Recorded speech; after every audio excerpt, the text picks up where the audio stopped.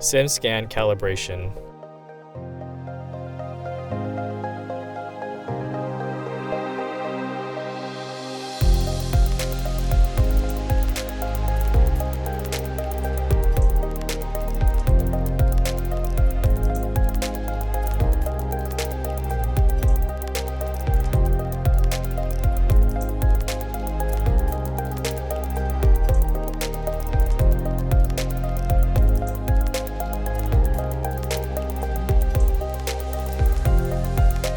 To calibrate the SimScan, click on the calibration button located in the top left of the screen.